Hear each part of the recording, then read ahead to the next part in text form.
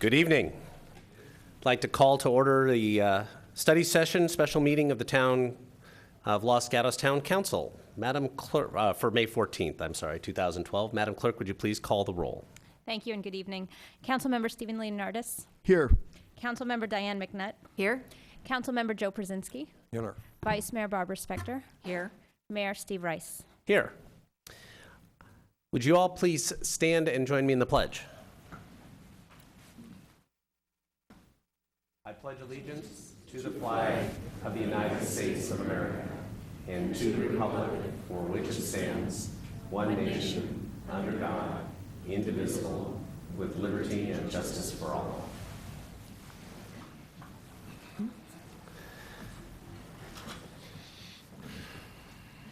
Tonight's study session, I'll ask our town manager to kind of tee it up here in a minute, but first, before we get to the topic of the evening, as this is a regularly scheduled or a specially scheduled public meeting, we do have time for verbal communications, which is up to 3 minutes for anybody to speak on any item that is not on tonight's agenda.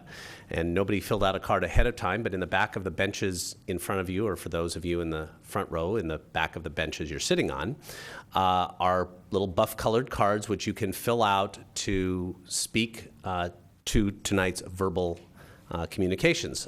Now, I don't have the cards, but if you wish to speak on an item that's not on tonight's agenda, I'll ask you to come forward and you can fill out the card afterwards.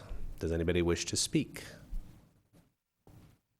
Okay, so I will close verbal communications and we will launch right into the discussion topic for this evening, which is a study session on the proposals for the reuse of our former library facility.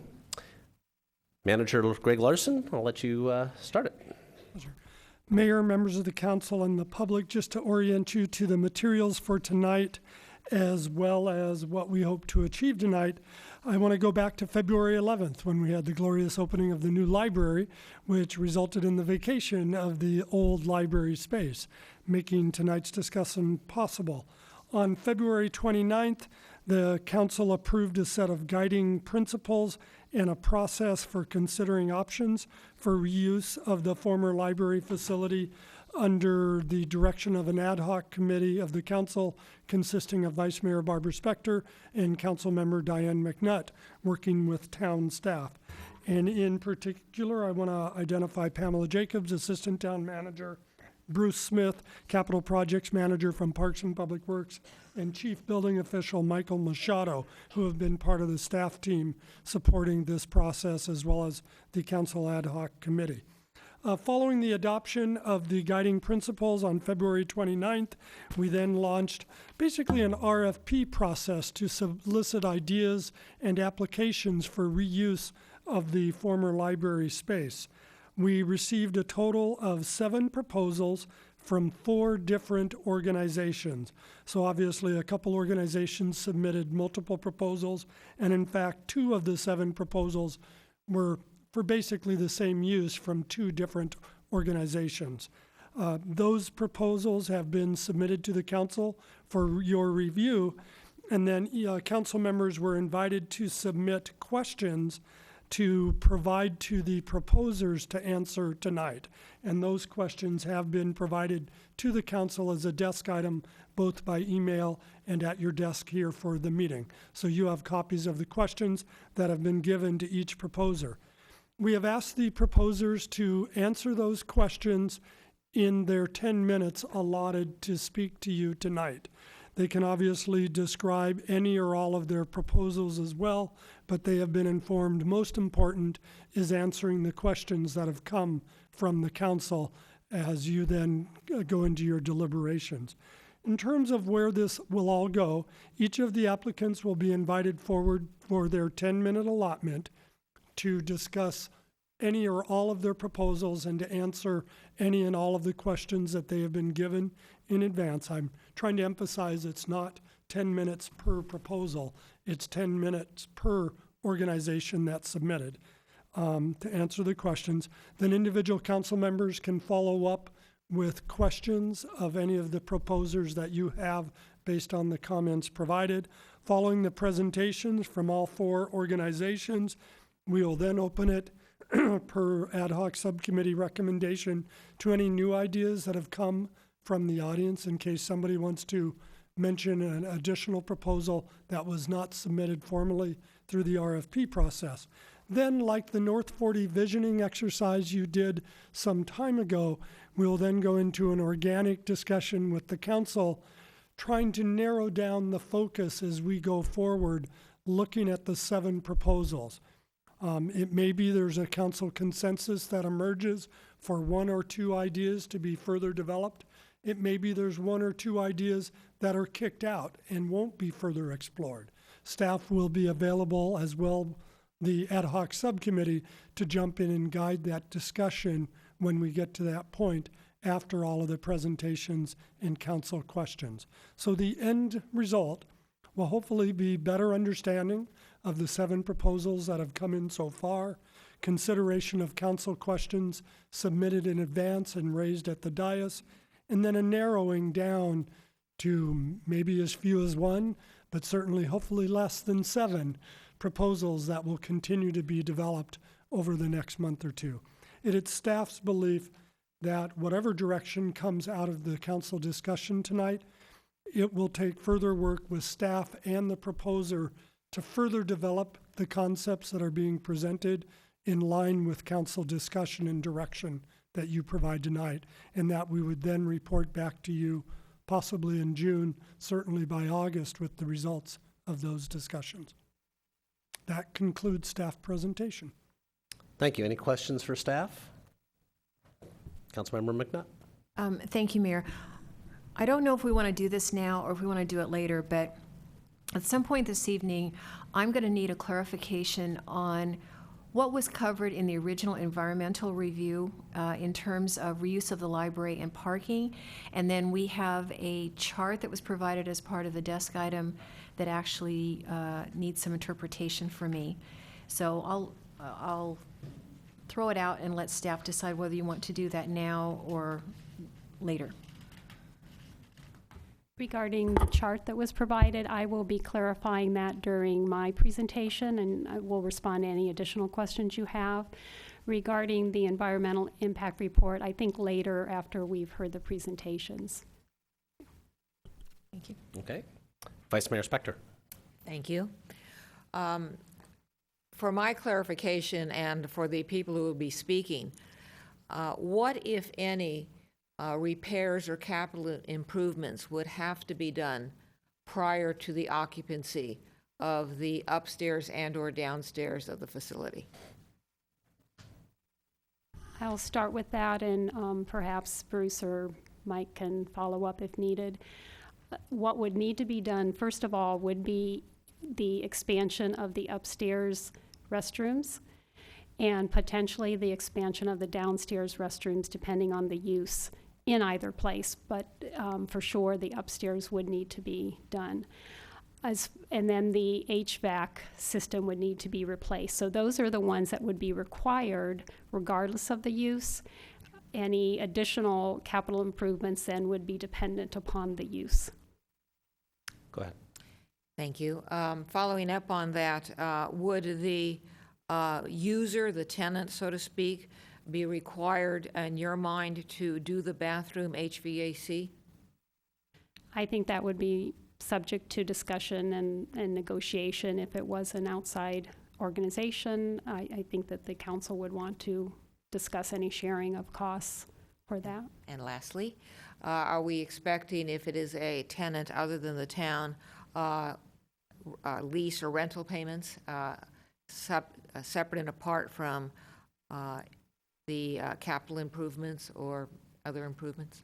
I think that also would be a subject of discussion and negotiation. Thank you.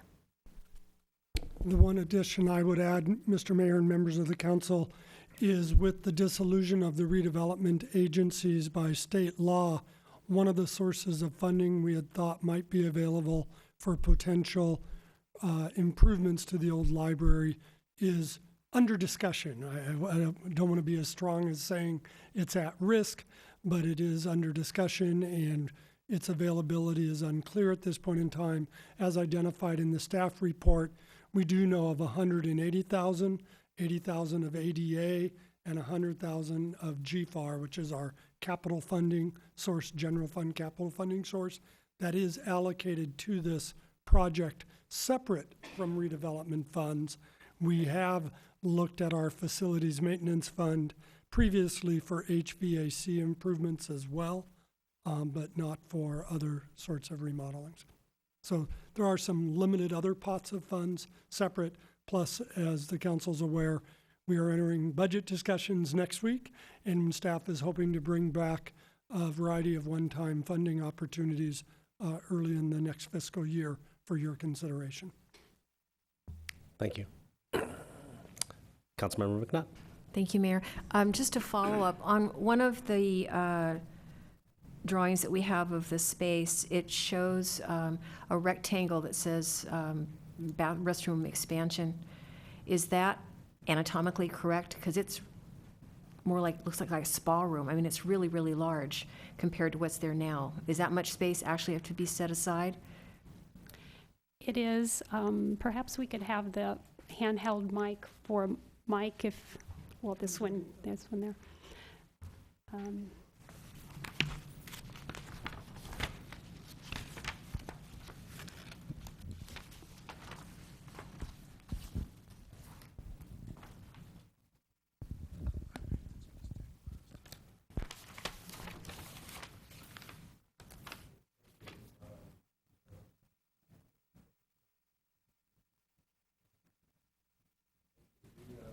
That little sketch, that area is just diagrammatic at this point. It's an approximation. I did some calculations today on the number of toilet facilities that would be necessary, and it would be one men's urinal, one men's toilet, and 3 women's toilets. So once we figure out how big that would be and how we would arrange it, it'll probably be slightly smaller than what is shown there. Go ahead. And does that have to be in that particular area, or do we have any flexibility on that? Yes, we need to have it there. That's where the plumbing access is at this point. To relocate plumbing would cost a lot more, so we're trying to work with what we have at that point. We have already in the old children's room, there is a very small bathroom that provides plumbing access that the new proposed facility would be built off of. And in addition, there are, I believe, columns in place that also limit the configuration. So that's part of that calculation as well, correct? That's why it's that odd shape, because of columns. So that's just the general area it would be, and the general size is a good answer. Covers up the front door a little bit, but okay. And then my other question was on the elevator. Does that need any attention also, or is it okay the way it is? That is ADA accessible. It was improved a few years ago. It's barely ADA, but it is ADA. If I remember right, it's ADA but no companion. Yeah. Correct. Okay, any other questions for staff? Okay, we're going to launch right into our 4 different groups. We're going to start with the Los Gatos Saratoga Union High School District. And members of the council, we do have a desk item from the high school district as well. Hello. Good evening. You'll have 10 minutes. Good evening. I'm Tom Woodruff, the Assistant Superintendent for Business for the Los Gatos Saratoga High School District. Would just bullet by bullet respond to the council's questions. With regard to capital improvements, we would budget $50,000 for that. We currently occupy a facility on Farley Road West, and so we would essentially be moving all of the infrastructure that already exists into the former library space. We use voice over IP, and that all that hardware is already available to us, so we would just be paying the marginal cost to move it. Furniture, fixtures, and equipment, same answer. The district already operates a facility, so most of the workstations workstations are modular and could be moved into the existing former library. Maintenance and ongoing expenses, we would propose to piggyback off our current operation at Los Gatos High School. We have a wonderful maintenance staff under John Guerra at the school. They provide services to our existing district office, so they would provide maintenance and custodial and operations kinds of services to the former library. In terms of staffing, we have a total of 15 staff members. 3 of those are administrative staff and would need their own offices, and the balance are clerical, and I've distributed them by function or by department. Parking, the school district recognizes that parking is a huge issue in this wonderful part of the town. We have 15 staff members, so we would think our internal needs would be 15 parking spaces. Ideally, we would like an additional 5 for visitors and others. We recently passed a parcel tax. People come to pay their parcel tax fees, interdistrict transfers, things like that. So there is need for the community members to come to the district office for those kinds of services. So we would want a couple of visitor spaces or visitor spaces at large. In terms of addressing that, we would encourage our staff to either carpool or walk to the office. We have several members of the staff, including myself, who live here in Los Gatos, so that would certainly be an option. Town space is opposed to leasing private office space. As I've noted in the item we distributed, we're wanting to foster a collaborative relationship with the town of Los Gatos. We believe there are some great joint use opportunities that we could consider. And doggone it, physical proximity really facilitates that. So we see that as being in both the town of Los Gatos and school district's interest to have more opportunities to do that. That said, the school district would envision this relationship as a landlord-tenant kind of relationship to be a purely business relationship. So it would, a contractual agreement between both agencies. Finally, in terms of the term, again, we would be in it for the long term. It is expensive to move administrative offices. We would have to, or we would ask to get minimum of a 5-year lease, and again, would be looking for a long-term relationship between the two agencies. And finally, just to give you a number, we would propose $9,000 a month for 6,000 square feet of the current or the former library, $1.50 a square foot. That's about, we have a couple of tenants at property on University Avenue, and that's what they're paying. So that just seemed like a reasonable number, at least to start that discussion with. And that concludes my report. Thank you. Okay, questions? Councilmember Leonardis. Thank you, Mr. Mayor. Mr. Mistel, is that how it's pronounced? Actually, I'm Tom Woodruff. Oh, Tom. Yes. Okay, sorry about that. You're looking for 6,000 square feet. Is there any preference upstairs, downstairs, or both?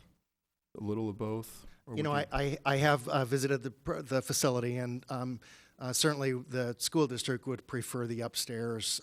I just think it's a little bit better environment. But again, we would be open to the other uses and working with the town and your other proposed tenants or possible tenants. One more question. Go ahead. Regarding the amount of rent you're willing to pay, I realize that's a starting point. It seems a little on the light side to me, but is there any more room in your budget to pay higher amount of rent? Yes, I would say that all that is negotiable between the two agencies, and we would certainly work with the town on that, as well as all other terms of the proposal that we've responded to. Thank you. Okay. Councilmember McNutt. Thank you, Mayor. So out of all of the criteria that we're looking at as we evaluate the proposals, for me, the most important is, will this use improve the quality of life of this community?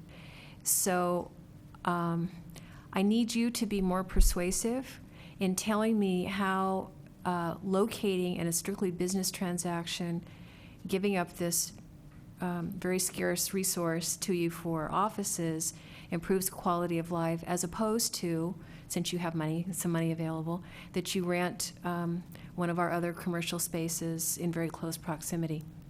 Yes, thank you, and we do recognize that this is a wonderful place to operate a business or another public agency, and I guess I would answer in a couple of ways.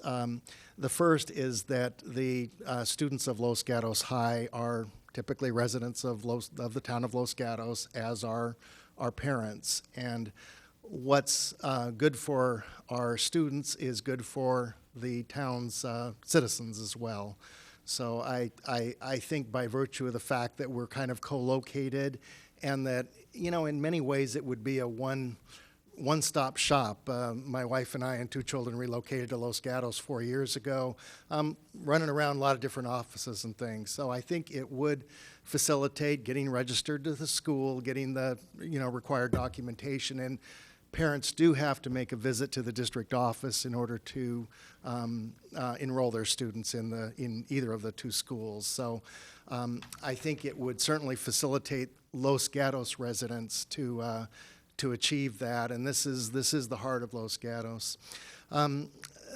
The other factor I would say is just because of the close proximity of Los Gatos High School, we expect the enrollment of that school to increase, and so we're hoping to share some facilities potentially with the town of Los Gatos as well. And so we just see it as being a good time for a partnership between the 2 agencies. Thank you. Vice Mayor Spector. Thank you, Mr. Mayor. Mr. Woodruff? Yes. All right. In the addendum we just received this evening, you have a section on capital improvements where you say you're focusing on technology. The staff has indicated that we may have what I will call capital improvements of the HVAC and expanded bathrooms. Should that be something that is totally or partially required of the future user of the facility, would you be able to fold that into your budget? Yes, and again, I'll as Ms. Jacobs indicated, certainly we would negotiate in good faith with the town to either distribute those costs. A little bit of an aside is because of the dissolution of the redevelopment agency, the school district may ultimately be a partial benefactor of some of the additional proceeds of that tax increment leaving the redevelopment agency. So again, there may be some opportunities for collaboration in terms of the use of those funds. All right, one other question. Go ahead. I'll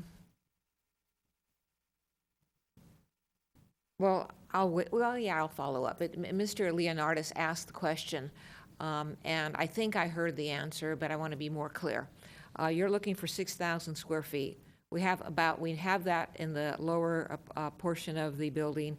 We have a little less than that on the upper portion of the building. Is the lower portion of the building something that the school would be able to use? Yes, it would. Thank you.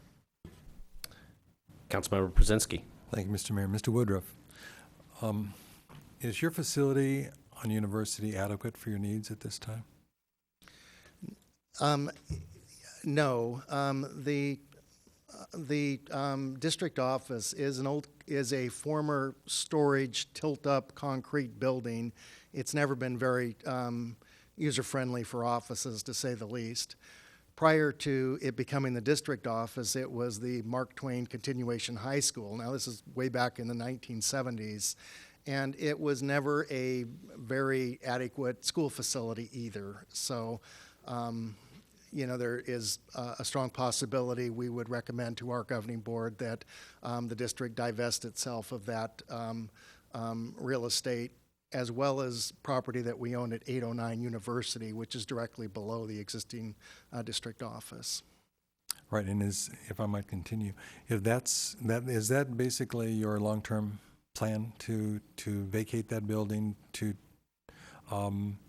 move both of those properties back into the market and locate all of your your operation, including the NOVA program, to the high school campus?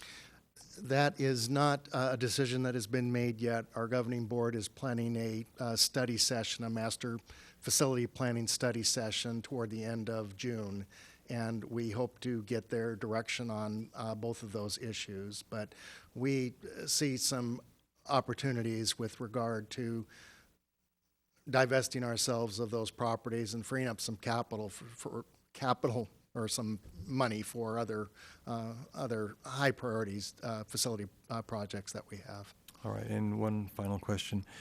Have you explored the potential of a use of the high school facility, the campus itself, for your district offices, perhaps developing a structure on that site to do what you're asking to do here on our campus? I can't say that we've had formal discussions with regard to that specifically. The discussions we have had would revolve more around moving our alternative program to the Los Gatos High School. All right, thank you. Okay. Any other questions? Mr. Woodruff, thank you very much. Sure, thank you. Mr. Mayor, before you call up the next person, we do have additional blank copies of the matrix. Councilwoman McNutt's reference to the guiding principles reminded me that we do have a matrix that lists the guiding principles with columns by which to either note or score the proposals as you hear them. So these are just available for council members to take one or two as you wish to use. Thank you.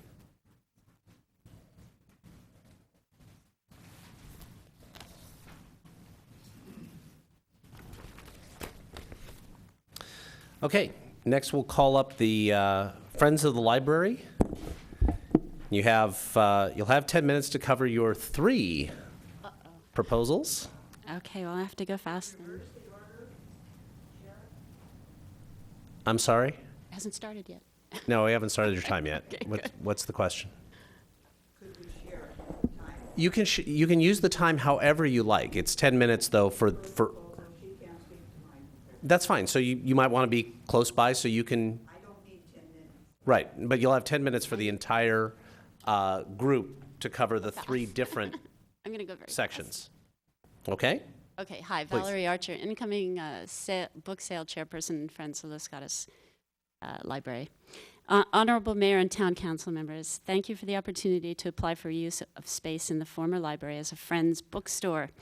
I want to let you know how excited the Friends of the Library Board is about this, the possibility not only to make a significantly greater financial contribution to the library, but also to fill a void in the retail mix and cultural life of our town by establishing a well-stocked, reasonably priced retail venue for books. Los Gatos needs a bookstore. The board is 100% behind this venture, and over the past couple of months, we've proven to ourselves, and hopefully we've proven to you, that this is a win-win situation for the town and for the library. We understand that the library needs more money from the Friends, and we're raising more money. Last year, total book sale income was $18,000. This year, it's $27,000 so far, with some to go, and it is raising every month. We're making more money, and these are based on changes made just since November. The pieces of the sales puzzle are all in place. We just need to cement them. So we need a commitment to be able to work all of these pieces together. We have a command central office in the new library. That's how it's set up. We have beautiful, well-trafficked shelves over there. Basically not big, so it's for overstock and lower-priced books. Very successful internet business that is just rocketing. I mean, every month it almost doubles its income. It has great potential. And the store that we've been test driving for the past month, it's only been open 16 hours, but it makes about $250 each time it's open. That would be the hub for all of our activities. So the bookstore is crucial, and adequate storage space, without which we can't accept the level of donations we need to feed all of these different outlets. So that without the storage space, we're out of business. But they play off each other very beautifully. Regarding specific questions, how will our organization pay for capital improvements if needed? We don't really need any. Do we have an interest and ability in fundraising for capital improvements? Yes, we certainly do, as you know. We're sitting on $1.4 million in the bank from the capital campaign we organized to furnish the new library. None of this money has been requested by the town yet, but it's there, another $0.6 million in pledges over the next few years. We have current cash assets of about $140,000. Book sales is making $5,000 a month approximately now without, a full-time store. We're prepared to pay for remodeling, furniture, fixtures. We're reusing most of the stuff that we've had in the library before, but we'll take it out of the cash fund to spruce it up and make it look like a really good store. Remodeling the bathroom, however, which is town property and would be potentially shared with other tenants, we do feel this doesn't fall under our nonprofit mandate to raise funds for use directly to benefit the Los Gatos Library. So we are able to take on responsibility for maintenance, other ongoing expenses, our share of the utilities, and our staff is volunteer. Does the Friends organization have any limitations on how existing cash can be spent? According to our bylaws, it has to be spent in a way that benefits the library. That's it. That's our only limitation. Do we expect to pay rent? And if so, what amount? All the net income from the store is the town's. That is what we consider our rent. We project annual income of about $70,000 to start, so for 1,300 square feet, that's about $5,800 a month. If the town would like to propose some kind of rent, either to as a guarantee to come out of this amount or applied against this amount, we'd very willing to discuss that. Our parking needs, we feel they're minimal. I mean, the volunteers that come are already coming. We mentioned in our proposal, we believe most of our patrons will be multitasking, so they're here to go to library, they're here to jog. They're already here, basically, or they're here for an outside event. Even so, we will get a customer base. We realize that, but for a store like this, it's a fast turnover, and it's very transient. We thought 10 spaces would be ideal. The backlot could easily accommodate that. And we did base this estimate on close observation of bookstores. And if you go into a bookstore, there's like 0 to 10 people in there at any given time. So we're not talking about a massive influx all at once. We're also accommodating the limitations by choosing to close on Wednesdays, which is the busiest day down here. So that'll be our day off. And also we plan to mirror the hours of the library. So we'll be opening late and closing late Monday and Tuesday, so we'll be off-peak for that. Sustainability of proposed volunteer pool. We didn't recruit volunteers until 6 months ago. Since we initiated that, there's been a steady stream. We just don't see any problem with that. We have already 10 committed new volunteers since then, and we have yet to dip deeply into the pool. Membership is around 1,000. We now have a computerized database of that we did not have before. Thanks to the capital campaign, we developed that. So we could use that as a way. If we get green light, we'll ramp up recruitment through that. We also started a column in our newsletter called Ex Libris that brings everybody up to speed on the fact that we need volunteers. We've gotten response out of that. And perks. We've never done that before. T-shirts and first, choice of books and barbecues and mention in newsletters. So that'll all be new. We want it to be fun for the community and for the people who work there. We will need to expand our youth program, so we've already established one with the high school, but we'll be looking for youth volunteers as well. Managing is a serious issue, and I want the council to know that I personally am committed to seeing this store get on its on the road. 4 minutes left. Okay, good. I can do that. Oh, okay. So we will eventually probably need to hire a manager down the road. So we are considering that. Specific area of storage. So I'm on to the storage. Is that we didn't choose it.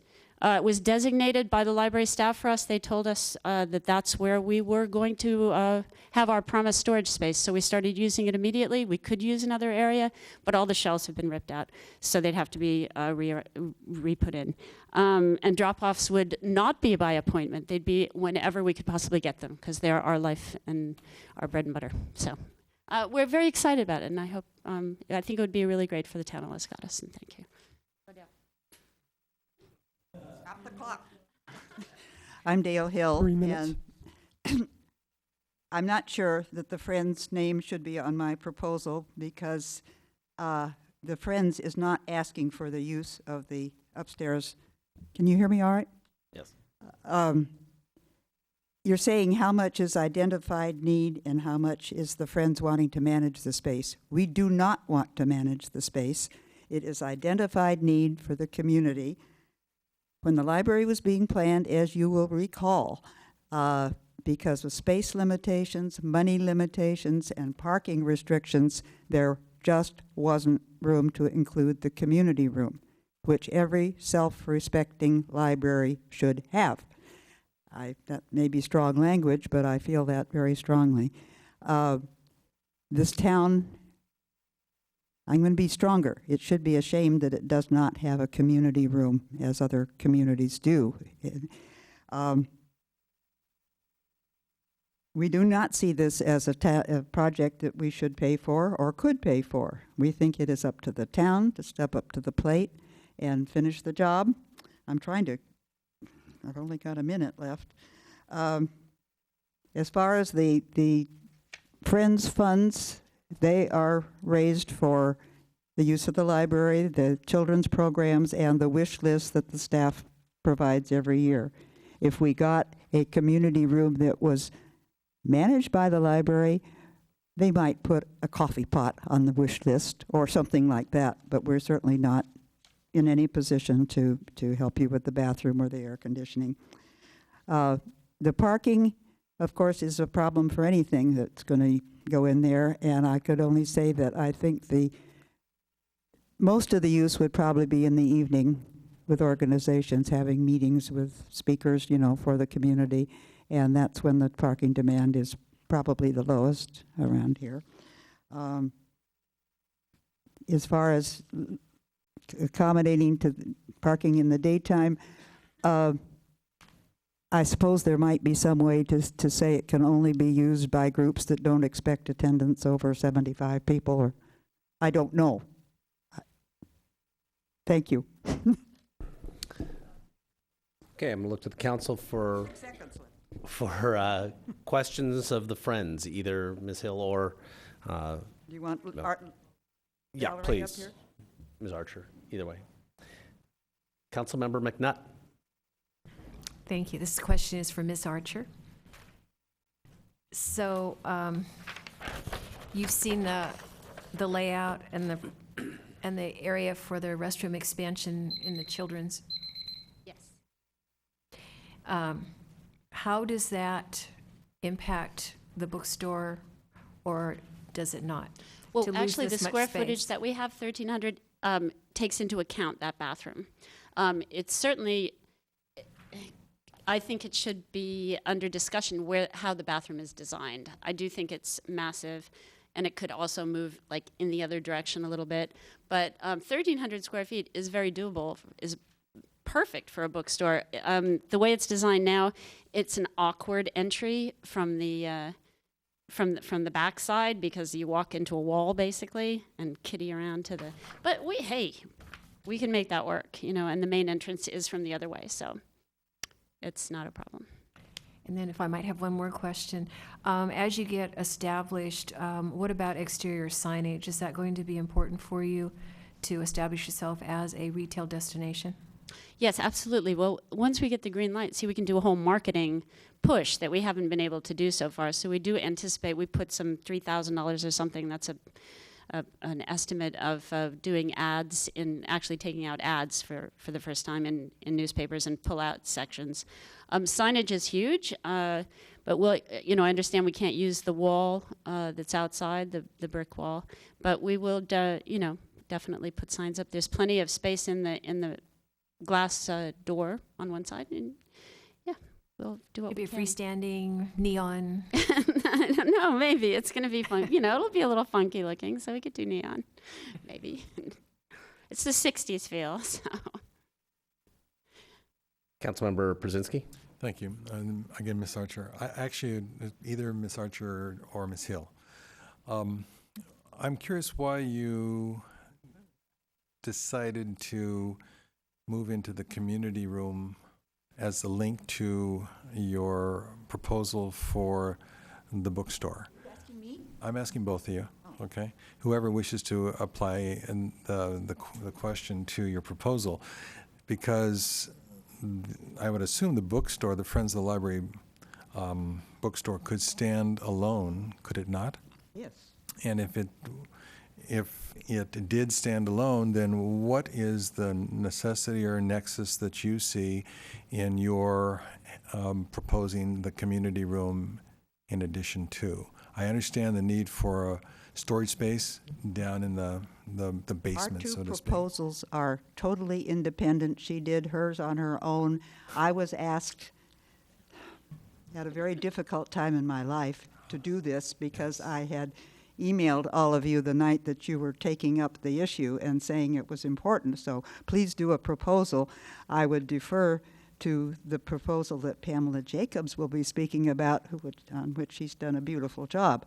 I'm just echoing and emphasizing that I've been here 47 years, and it is embarrassing that the organizations that I belong to that encompass the whole West Valley can't meet in Los Gatos. All right, I appreciate that. That does And explain. it's resented by the Los Gatos members, and I suspect it's resented by the city of Saratoga, where they do provide a wonderful community room in their library.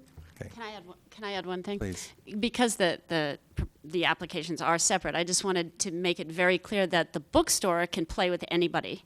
I think we're a good match for a community center, for a museum, for schools, for anybody where, we'll be very, very amenable with any other tenants.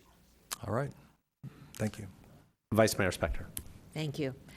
Ms. Archer, if your organization were able to use a part of the facility, how do you anticipate that people would know about your being there? Or what would cause them to come to your bookstore? Well, there's so many different ways that we can approach that. But first of all, we have a huge link with the library, and we would definitely push that. So, you can see us from there.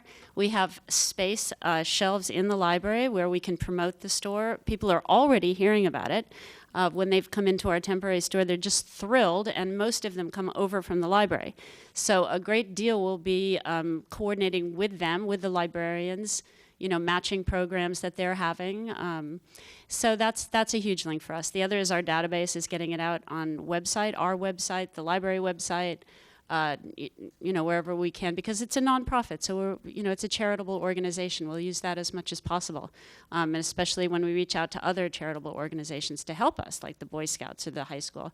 Word will get around that way, and we will also take out ads, and we'll have signage, and it'll be the only bookstore in town. So we'll have special sales. We show up at every festival, with a booth with books, and we promote it that way. So I think we'll have a lot of opportunities to do so. Go ahead. Given the type of outreach that you anticipate, is there any? And I'm contrasting that to walk-bys generally. Is there any reason that the bookstore could not be in the lower level of the building? As opposed to the upper level or one section of the upper level, which just happens to be where you are now? Well, I think the walk-in is important still, that there's visibility from the library, and that our signage is in the windows. And it is a retail operation, so we're not offices. We need to have a clear, well-lighted, inviting space. The way it's set up now, for example, I think it wouldn't play as a retail space if you had to walk downstairs into a darker area, and so I don't think it fits as well downstairs as it does upstairs. Also, the space is just perfectly arranged; it's the right amount. Storage can move anywhere downstairs, of course, so that wouldn't be a problem. So I had a question as well, and you started to allude to it, and it had to do with your existing space in the new library versus this. Is it your plan to keep both and staff both? Yeah, though the space in the library is not staffed. That's one of the problems. It's not big enough. We share it with a coffee roasting company, which is great, but it's tiny. There's no way to monitor those shelves. So it's almost a community service. People love those shelves. They come in every day and look at them. They get their cup of coffee now. It works very well. It also isn't huge. There's not enough books to make any, space for books to make any significant amount of money there. It's a great promotion space. It's a great community service. It looks really good when you come in. But I just also want to play one more thing following up on Barbara, and it sort of works into all your questions. Donations is another way that we get visibility. I just want to emphasize how fabulous the donations are from people in Los Gatos, and they haven't even known they can bring these books in. So that word is getting out. We're getting whole collections from people, and they're great books. So, word will spread that way as well. Okay. Councilmember Leonardis. Thank you, Mr. Mayor. Mrs. Archer, in the event that your proposal this evening doesn't work out, have you considered, or have the Friends considered, alternative locations for the bookstore?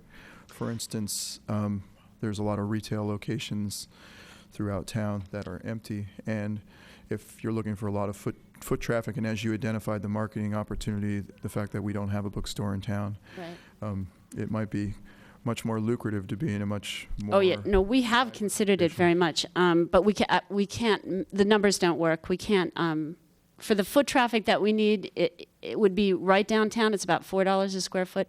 We figure that's $4,000 a month rent on top of, coming out of what we make, which is that like $5,800 a month, leaving us only $1,800 for all the effort to go with volunteers to have them stock and restock a store and man it for all that amount of time. It's just, it doesn't work out. Now here we're also the proximity to the library as far as bringing donations from both the library and here is it's just remarkably convenient, and it seems like the only place. So we looked into that. We tried for many months to get us one of these empty storefronts to just let us park in there and show, so that we could have a temporary store and make this, but nobody was interested in letting us experiment with that. But we think that the rent alone puts that out of the question for us. Thank you. I think that's it. Thank you very much. Okay, thank you so much. We're going to move on to the Museums of Los Gatos.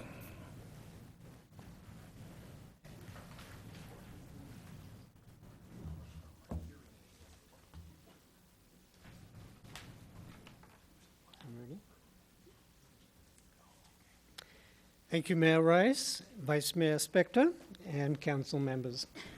My name is John Agg. Is it coming across? It's fine. Okay. My name is John Agg. I'm the Executive Director of the Museums of Los Gatos. And this is Emily Walsh, who is our Museums Exhibitions Manager, and we're going to team up on this. I'd like to begin this evening by telling you a bit about the Museums of Los Gatos and who we were and who we are now.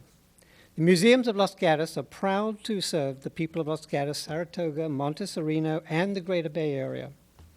We've been around since 1965, and we are one of the oldest and most established cultural resources in the area. The Museums of Los Gatos are even more relevant today. The economic pressures in California and across America have threatened to divert many of our traditional funding sources, leaving students as well as their teachers, parents, and elders without proper access to art history, dance, music, and historical connectivity, including technology. We, however, have made a pledge to continue to be a steadfast voice for artistic, historical, and cultural life. Housed in two separate buildings, the Art Museums of Fort 8 Avenue and History Museum at 75 Church Street, we have served as hosts to more than 1,500 Bay Area kindergarten through 8th grade students, a substantial number of whom are Title I schools. As part of our Museum Explorer program, this perhaps will be projecting approximately 2,200 in the coming year.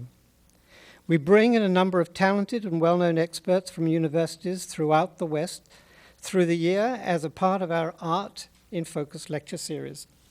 In fact, we have a packed house last Thursday evening with guest lecturers from Los Angeles, is a little bit further away, Sacramento and Truckee joining us. We also partner with the Youth Science Institute and Vasona Park during the summer months. Our family art days are becoming increasingly popular, and on view now until July the 15th is our history exhibition about the Ming Huang home in Los Gatos, part of a network of homes for Chinese girls throughout San Francisco, Oakland, San Jose, and Los Gatos during most of the 20th century. That is a snapshot of where we've been and where we are now. What I'd like to address now is where we want to go and why. The Museums of Los Gatos are a success because we are the conduit to our community's cultural life and awareness. But we, in so many ways, have outgrown the confines of our present buildings and town-leased grounds. Put simply, we need more space for our ever-growing lecture series, we need more room for exhibits, and for student artists, our young museum explorers, and our wise docents and educators. We need room to create, to build, to stretch, to paint, to see, to make music, to dance, to teach, to learn, to grow. Our vision is to put our resources, our people, our time, our energy, and commitment, and with the Los Gatos, Saratoga, Monte Sereno, and Greater Bay Area communities' support, be the conduit to create a true and viable arts and cultural center that can more efficiently and effectively keep our community's cultural flame alive. The building and the furnishing of the new Los Gatos Public Library is a treasure for current citizens and generations to come. We believe the former library building should also hold a vision for the future, a connection to knowledge and to arts, history, and culture for everyone. Why an arts and cultural center? We are the precipice of change. The Museums of Los Gatos have been here for you all since 1965. With the itch for more and the growing pains to expand to our potential, the Museums of Los Gatos have evolved tremendously over the past 30 years. This is a quality of life issue, and more importantly, it's for the town. Inhabiting the former library space would greatly enhance and expand the vitality and continuation of the museum's mission, as well as provide direct benefit to the community groups by furnishing space and administrative leadership to collaborative parties. For example, we envisage a space where youth and senior citizens can naturally interact with one another. We envisage a space wherein meeting rooms are employed for sundry groups and collaborative parents, and the entire community participates in a vibrant realm that complements the surrounding town facilities and offerings. Okay. Our proposal integrates an additional space for a center that would serve as a multi-purpose lounge and meeting area for both youths and seniors.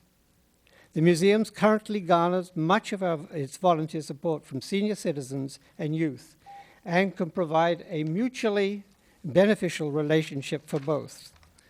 We also propose allocating and enlivening meeting spaces for community use.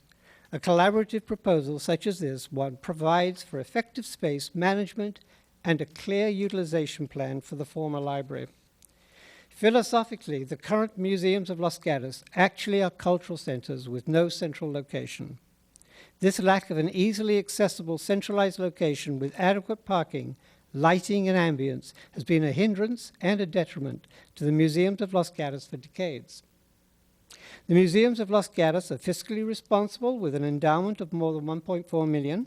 We have an incredibly hardworking and diligent board of directors, an ever-growing fan base, plus award-winning and educational programming, encompassing the visual, oral, and musical arts, as well as historical and cultural relevancy. Our management team and staff are exceptional.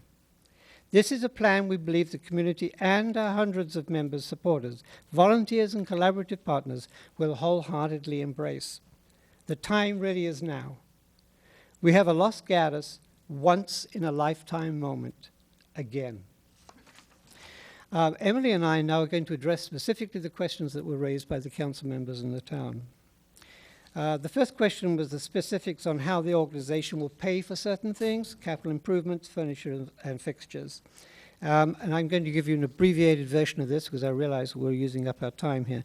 The museum will schedule relocation to the former library, and it'll be done on a phased basis. As we do that, we will be able to identify what additional fixtures and fittings and capital improvements we will need to encompass. And it is our understanding, and the board is supportive of this, that there is possibly a need for a capital campaign, and we're prepared to do that. We were asked to explain whether we were paying rent, and the answer to that is that we've just negotiated an extension of our lease through December this year, and we would expect that we'll be able to sit down with the town and renegotiate that lease. What are your parking needs, and specifically, how do you make that determination? We've survived Tate Avenue in the center of a residential district now for many years, and somehow we've made it work. So I see this not necessarily being a challenge.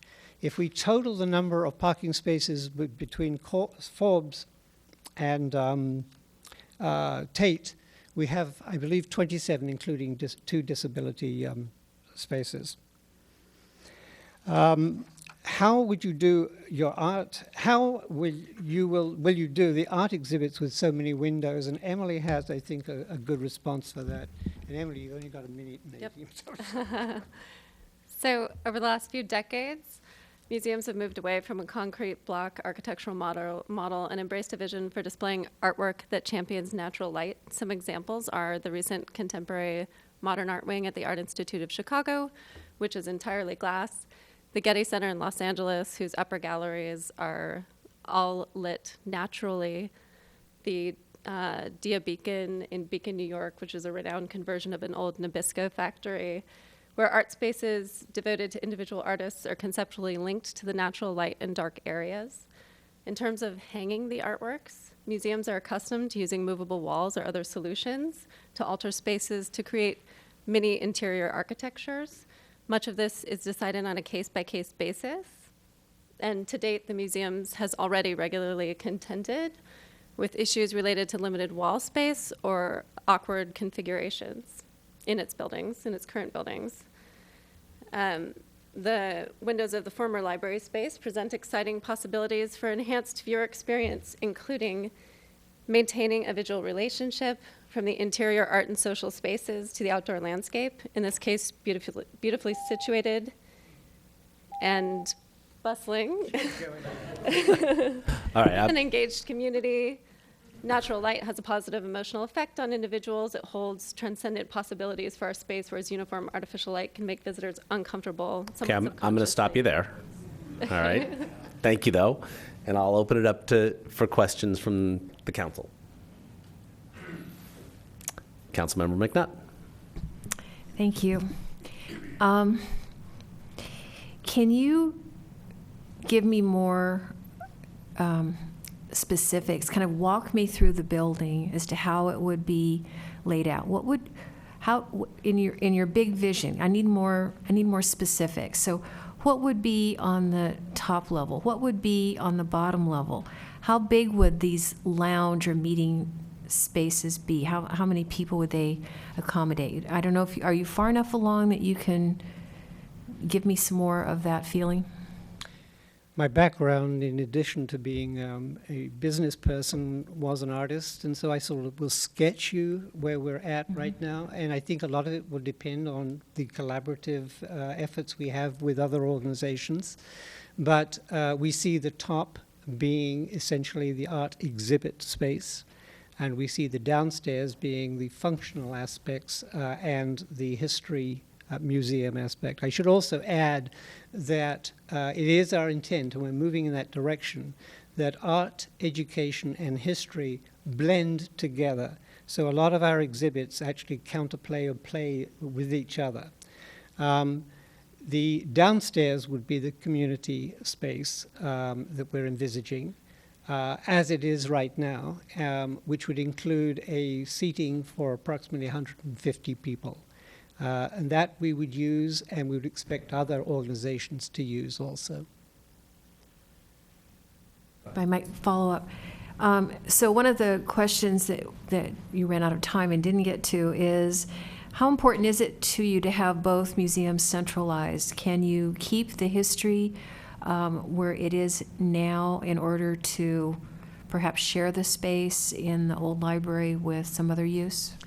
There are a couple of answers to that, or there are a couple of issues. One is operational and one is functional.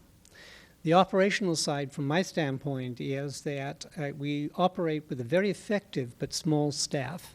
Having them in one place is very, very important. It's sort of the Steve Jobs water fountain effect, the synergy that there is by having the team in one place. And Emily, maybe you can just address a little bit the other aspects. We are looking for a space that we can implement some environmental controls to preserve the collections in both art and history. Previously, an assessment has been done of the space at Forbes Mill, which indicates it would be nearly impossible. Even if we were to house the collection there, there's just simply not enough space to make it work for both an art and history collection. It's also very out of the way. Our museum visitors have a difficult time finding Forbes. They have a difficult time understanding where its physical location is. And I think you all can understand that. If I could just add one additional point to that. One of our expectations, and I think we're proving this to be the case, we are now working very, very actively with the new library staff, in particular the history side. Last Saturday we had the film series and we used the facilities there. So there is, it makes an awful lot of sense for us to be close to the new library from that standpoint, just from the history standpoint. How many square feet are the two facilities you're in right now? About half of what we would like actually at the former library. So it's about between 5,000 and 6,000. For both of them together? Correct. Thank you. Councilmember Leonardis? Thank you, Mr. Mayor. Just a question for both of you about your willingness to potentially coexist with, let me just throw something out there, Friends of the Library. If they, say, opened up a bookstore in the corner where the restroom expansion is going to be that little 1,200 square foot area, would you be able to coexist with them in the rest of the space, or do you require all 11,900 square feet? There are two answers to that. That particular corner is prime real estate. So that's a sensitive area, and I'm not sure that I can work out yet a way to find a solution to it, although I'm totally open to it. As I analyze it, and I've not had an opportunity to discuss with them specifically, but there seems to be two issues here. One is storage, sorting, etc. And I would assume that we will definitely find space downstairs for their storage, for their sorting process. The retail side of it, I have a little bit of a challenge with right now, but I'm wanting to work and talk with them about it. That is prime real estate, and that might be an ideal location for students and seniors and all generations to meet, talk as a lounge. Thank you. Vice Mayor Spector. Thank you. The downstairs, people who have gone down there have said it's dark, it's close, but yet in your presentation, you're talking about putting community rooms down there. You're talking about putting the history part of the museum down there. As an artist, how do you envision making the downstairs hospitable to people to go down there and chat or look at your history exhibit? There are some limitations, and actually one of the limitations is the height of the ceiling. It's fairly low. And that I can't do anything about, and I can't put windows in the ceilings. But I think I can create an environment, whether it's color schemes, whether it's the way it's laid out, where there is a comfortable environment. That is the best answer, Vice Mayor, that I can give you right now. We will expect it to be hospitality oriented, and we would expect our staff to make that as comfortable and welcoming as the upstairs. Now, that's as far as I've taken it right now, but I think we will be focusing on that as we get closer to laying out the area of the plan. Go ahead. One other question. How do you see, you're talking about including in your proposal meeting rooms, things of that nature, but you're also talking about collaboration with other entities, organizations. If the museums had meeting rooms as part of its use, how would you see those meeting rooms being used by others? Would this be something that your organization would oversee and people would sign up, or people could just walk in and sit down? How do you envision that happening? We would manage it, and it would be accessible, so there would be, it would first come, first served, and we would schedule, but we would make it available to everybody. There would be limitations, obviously. We would, for instance, like to have a larger area for our lecture series.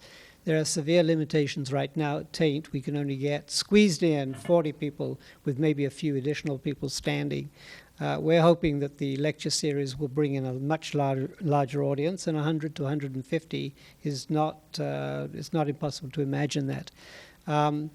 I think the answer, or my answer specifically, is that we would like to manage those meeting rooms and that they're open to all.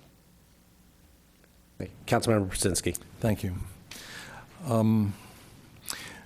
Let's assume that through your artistic magic you can make the lower level somewhat hospitable to people who would want to spend some time there. If I'm hearing you correctly, you envision up to 150 space available for people who are there for a lecture. Is that correct? That is correct. Okay.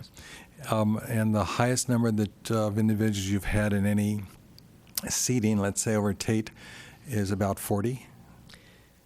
Correct, yes. Okay.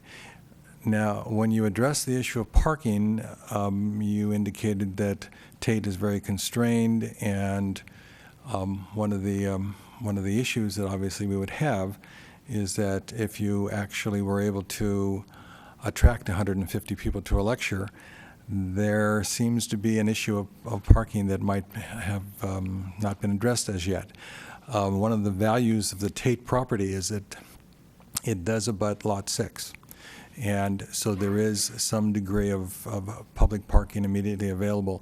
As you know, we have some limitations on our parking. Have you considered that impact as you were making this proposal? Yes, I didn't get to explain that completely, but 40 for seated audiences. But as an example, earlier this week, we actually had somewhere close to 360 for a reception for the high school juried shows. So we found a way. We actually found a way. I don't think anybody got a parking ticket. All right. Could you tell me what the magic was in finding the magic way? is the timing. It's in the evening. That's part of it. We just made it known, in fact, that there was a lot very close by. All right, I'll take that as the magic. I was out to dine sometime during the end of last week and found it somewhat more difficult to find a parking spot for one car. But that's a benefit for us, because if we had lots of parking, then we wouldn't have any thriving downtown. As far as the two facilities, it sounds to me like you're envisioning the Forbes Mill facility, or the use of that facility, for the lower level. If you're talking about the history component, is that not correct? Not totally. Okay. The exhibit space upstairs would be the primary exhibit space for both history and art. We would use the community room for photographic and historical artifacts. And also downstairs, we would need collection space, and that would be used for both art and history. All right. I understand. Now, with the two facilities that you currently have, if I hear what you're saying, and correct me if I'm wrong, that you're looking to greatly expand the product delivery that you are currently offering the community. Is that not correct? Yes. And you're limited by the space available in those two sites. You're also limited by the fact that they're separate sites and that your staffing is relatively small. And finally, that they're isolated and not readily available in the terms of how do you find your way to these particular sites. That's correct. So that's really why you're trying to coalesce those two operations into this particular facility. I guess the question is, are you saying to us tonight that given the current operation, that those facilities have outlived their usefulness, or you have definitely found your program unable to be delivered in the current facilities as they exist? The first of those two, we're outgrowing those two facilities.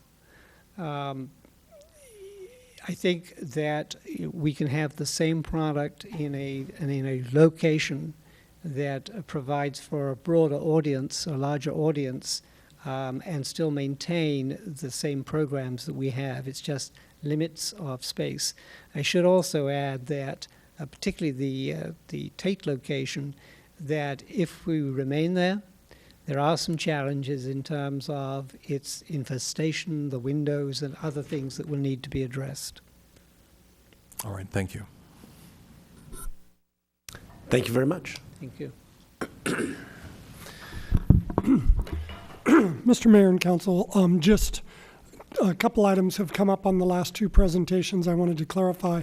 The Friends campaign is concluding a very successful fundraising effort on behalf of the town and the new library, and we have discussed with the board chair the presentation of that would be at the end of this calendar year in the fall. So I just wanted to be clear that the funds raised by the library are still dedicated and allocated and part of the commitment of the Friends for the new library project.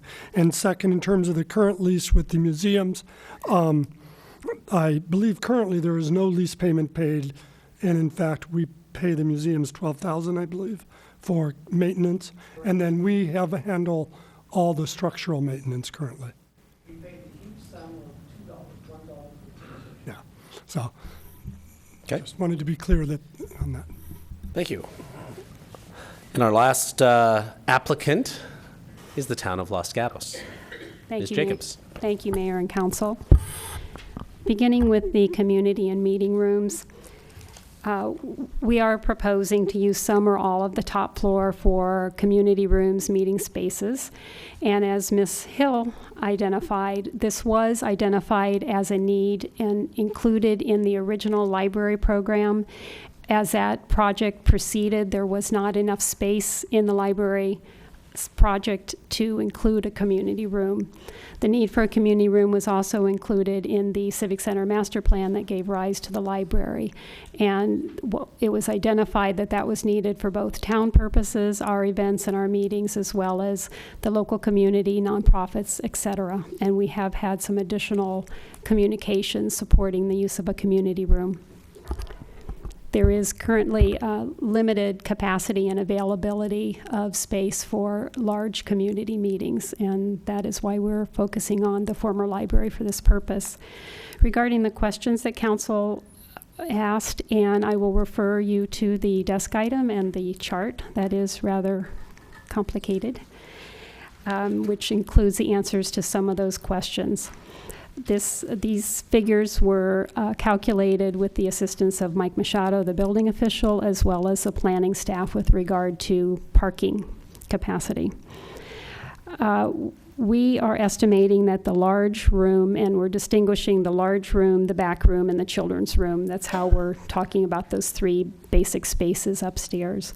The large room has a seating capacity of about 250, the back room about 72, and the children's room about 160. I have a row there that is total likely occupancy, where I've added the large room and the children's room, anticipating that if the large room was in use, that we would not use the back room. The entry is through the large room. So that the total likely occupancy, if those two rooms were used, would be 410. There are a couple of different parking calculations, and back to Councilmember McNutt's first question on the environmental impact report. That report assumed that the use of the former space would be a community room, meeting room, and storage. And that was included in the overall calculation for the library project, which according to our town code requires one space for for every 590 square feet, which would mean that 9 spaces would be needed. In practicality, that's not likely. So what we did was look at the other requirements in the town code for gathering places, even though a community room is technically in our code associated with the library. The two different calculations are looking at the square footage divided by 35 square feet, or the number of seats allotting one space for every 3.5 seats. And this chart shows those calculations. So looking at the highest range there, the space would require up to 117 parking spaces. Now, clearly, the Civic Center and its environs do not have an extra 117 spaces, as some of the other uses proposing, like the Art Museum and Ms. Hill's presentation. The use policy would need to be directed towards using these spaces in the evenings or weekends, which is likely to be the greatest usage of the spaces. However, there could potentially be spaces requested during the day. If they were town meetings, for example, that we would be typically having in the council chambers, but not accommodating well because of configuration, we could potentially have the meetings in those spaces. So I presented there different calculations. This would all be subject to further review and discussion. The environmental impact report did assume that with these uses, our parking would be sufficient. However, we know that with the great popularity of our new library, that our parking is actually very constrained. As to the costs, and this refers to both the community meeting rooms and the office and storage space. And the questions specifically were how we would pay for them and if they've been included in the budget. The capital improvements and fixtures, furniture, and equipment costs, as Town Manager Larson noted at the beginning, are partially included in the proposed fiscal year 12-13 budget. We would need to identify, reprioritize other costs to other projects in our capital improvement program and our facility fund to accommodate if those costs, if the town were going to pay for all of them. The operations and maintenance costs would need to be added to the facility fund. We estimate that at about $13,000. We would anticipate that if we had a community meeting rooms that we would have a charge to cover costs. It would still be a reasonable charge, much more reasonable than our local hotels and such. And that would likely cover a good part of the operation and maintenance costs. As to the staffing, we would incorporate this with our existing operations where we book meeting rooms, and it's done via our Outlook calendar, and current administrative staff would be responsible for booking those rooms. And as far as attending the rooms, we currently use a room attendant that is paid for by the user of the space, and we would just continue those practices, and that would not require additional staffing. Regarding the offices, we are proposing to repurpose the downstairs for town offices. We have staff currently in the Adult Recreation Center that must be relocated. We could potentially reconfigure other functions to achieve efficiencies. I can speak more specifically with some examples there if you wish subsequently. And it would also be for accommodating any future restoration of services, which staff accompany those services. As you know, we have reduced our services over the years due to the economy. And if we were to restore those, we would have need for additional space.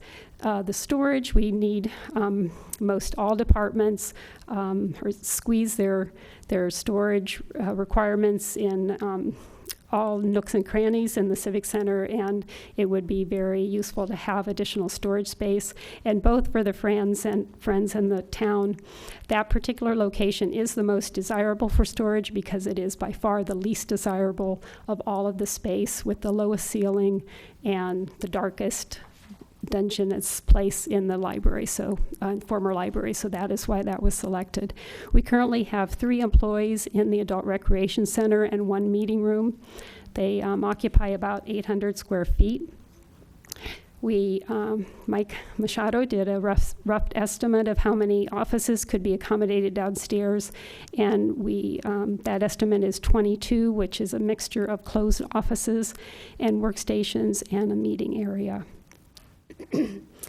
Regarding what was done after the police operations building opened, going back again to the plan for police services, the space program called for about 18,000 square feet of space. The police operations building is about 12,000 square feet, and the PD pod is about 5,000 square feet. So the two combined, that is why we kept, one of the reasons why we kept the headquarters here is because we actually need that space to accommodate the police services. And the total of those two is less than what was identified as the need for police. Headquarters, records, dispatch, personnel, community services, the traffic sergeant all remain at town hall. There was some repurposing in the former detective space accommodated the building inspectors who were moved from the ARC to be closer to the building department. And it was reconfigured to accommodate personnel and community services from the houses we formerly occupied that were demolished for the new library. And we have a community outreach officer there and a meeting room. So they have been repurposed primarily for the police department, with one office being repurposed for the building inspectors. Perfect timing. Questions for Ms. Jacobs? Councilmember Brzezinski.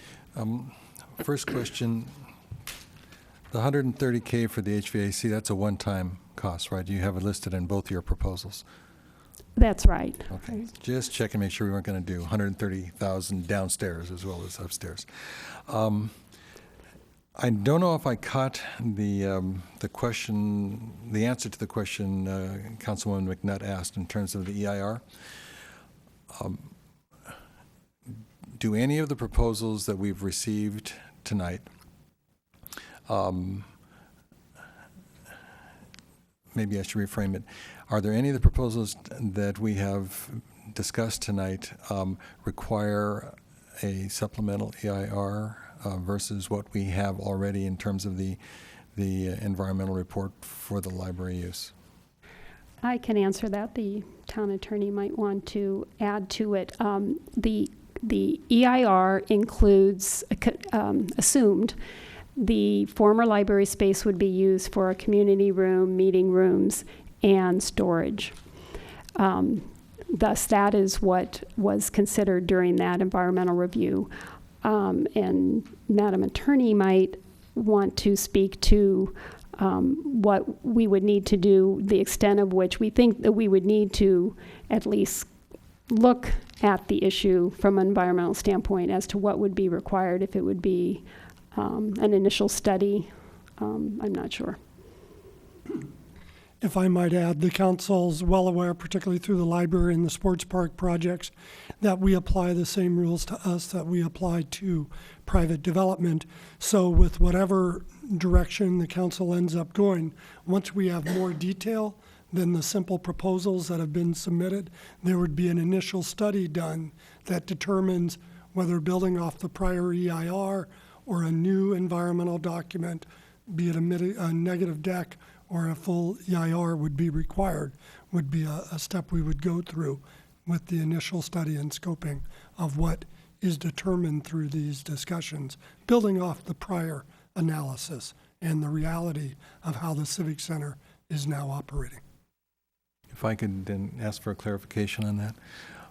So when you say that in our environmental impact report that we indicated community rooms, office storage, and when you're looking at the proposals, for example, the Friends of the Library bookstore, would that not be able to be defined as a community room? Or would the offices as proposed by the school district be able to be accommodated under the concept of office, even though it's not inclusive of a community room, but it takes a portion of that environmental constraint and it uses it as the purpose. Could you comment to that? Sure. Depending on the council's direction tonight and to staff, then based on the proposals that staff is directed to spend further time to study, work with the community groups that council directs staff to do that with, then there'd be additional analysis done with the EIR consultants that assisted town in preparing the EIR for the library. At that point, we would look at specific uses, specific times, whether it's peak times or off-peak times, actual trip generation of a particular use, and the consultants who prepared the traffic studies and the other environmental studies that made up the EIR would assist town staff in determining whether or not the specific use met the criteria that was already analyzed, to the extent that office space offsets a community space, or a community space needs more. We'll then determine what additional studies would need to be done before a project could be approved by council. And Mr. Mayor, it might be helpful if I just quote from the project description for the new library EIR that was previously approved. The proposed building would replace the existing 14,000 square foot library located in Town Hall, while the existing library space would be converted to staff offices, meeting rooms, community room, and storage. It then goes on to talk about the 6 single-family residences that were demolished or relocated, so the total net addition of square footage was only 22,000, even though the new library was a 30,000 square foot building. So offices, storage, and community room were previously, staff offices were previously studied, and we would consider in further environmental review how the other uses balance off against that and what additional environmental review, if any, would be required. Vice Mayor. Thank you. And I'm going to follow up on this environmental issue that was just raised. The information that staff provided indicates that there is a parking requirement of 87 to 117 spaces for just the upper level, 5,000 square feet-ish. But you're assuming meetings and events. Do I understand that those figures in and of themselves might not require additional environmental review?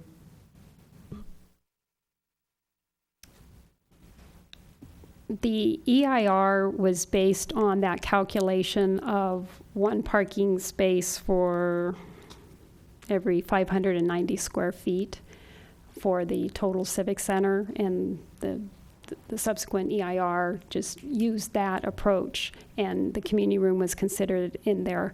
Because even though that's what our code calls for community room / library, there's another category in the code for auditorium, I think basically auditorium, and because it isn't, as we're looking at it now, it's not practical to assume that a space that would generate that much attendance would require just 9 spaces. We're looking at the other measures, and I'm looking at the town attorney again to comment on whether the fact that we're looking at that now, even though the EIR used a legitimate code, if that would trigger any additional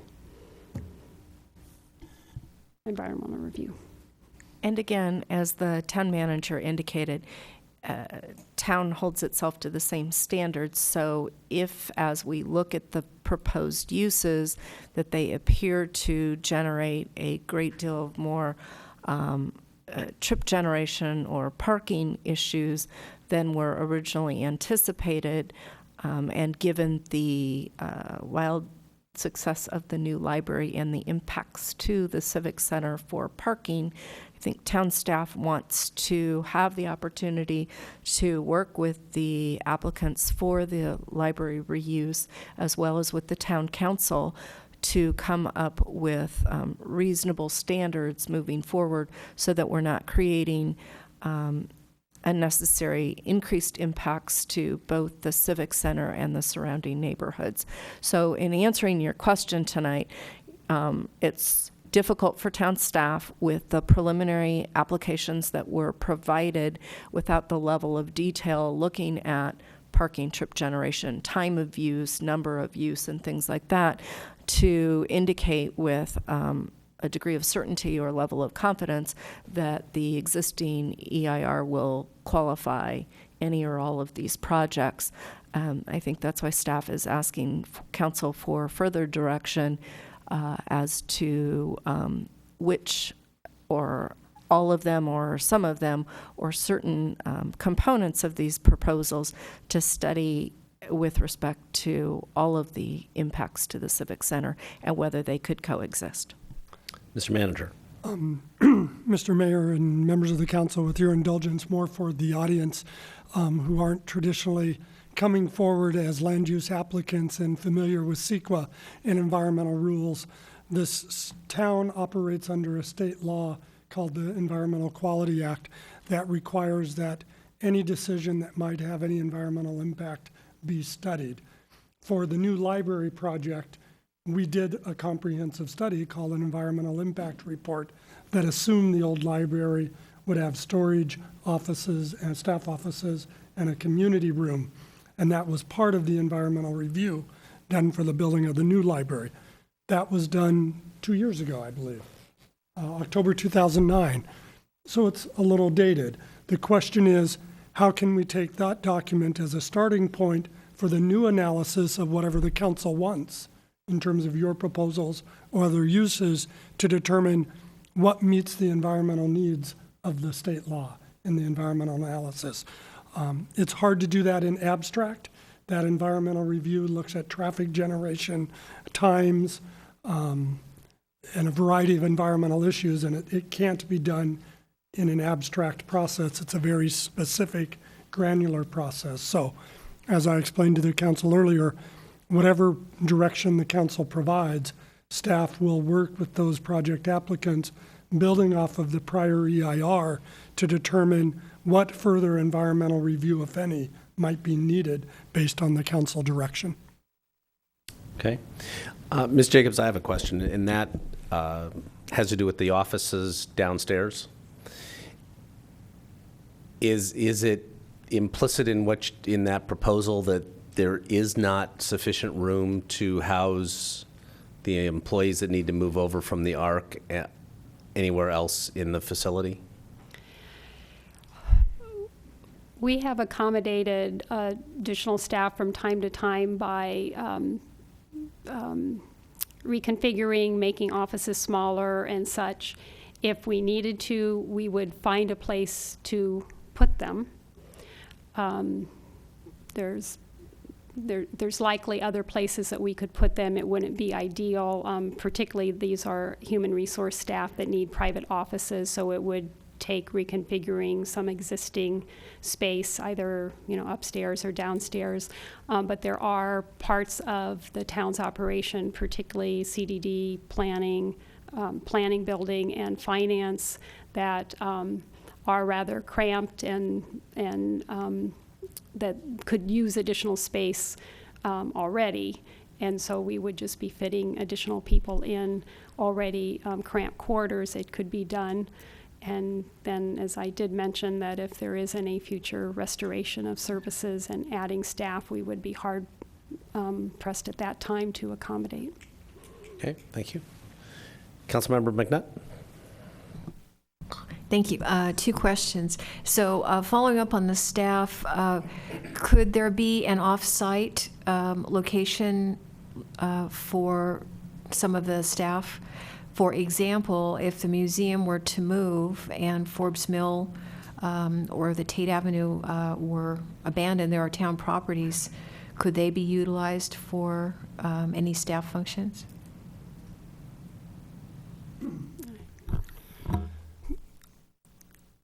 It's a new concept. We could certainly explore it.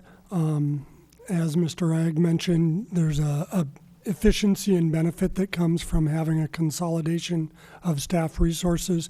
Staff had actually looked at the possibility of trying to empty out the White House to create a consolidated customer service center here, but the configuration of this room actually prevents any likely reuse of this room if there was any interest in it.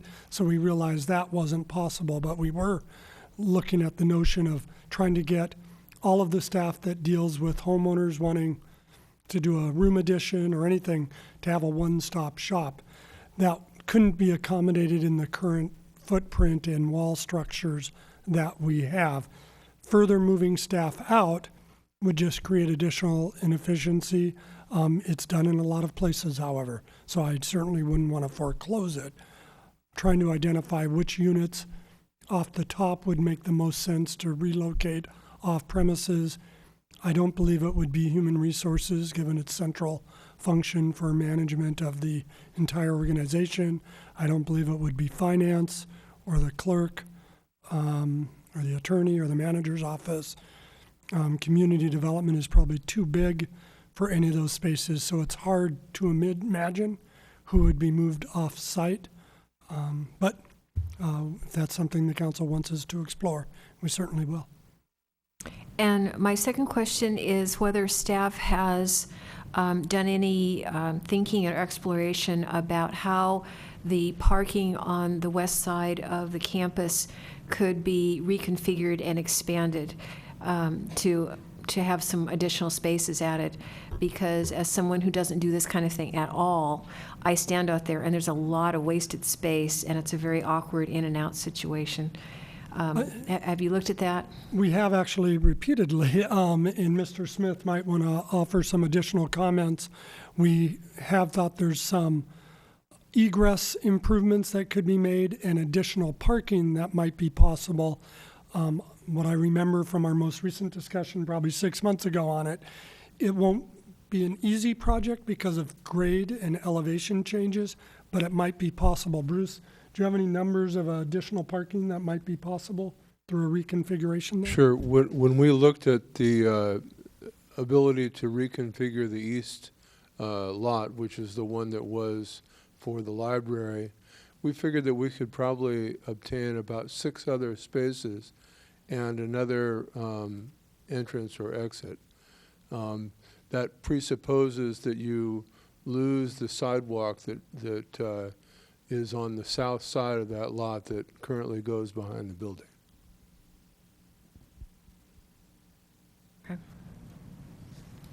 Councilmember Leonardis. Thank you, Mr. Mayor. Question for staff. How big is the meeting room at the police operations building? I don't know the square footage. I'll ask Bruce if he knows that, but the capacity is 75. Do you know the square footage? Square footage is about 1,200 square feet. One more follow-up. Go ahead. Do we have any kind of community meeting space at the Adult Recreation Center that's available?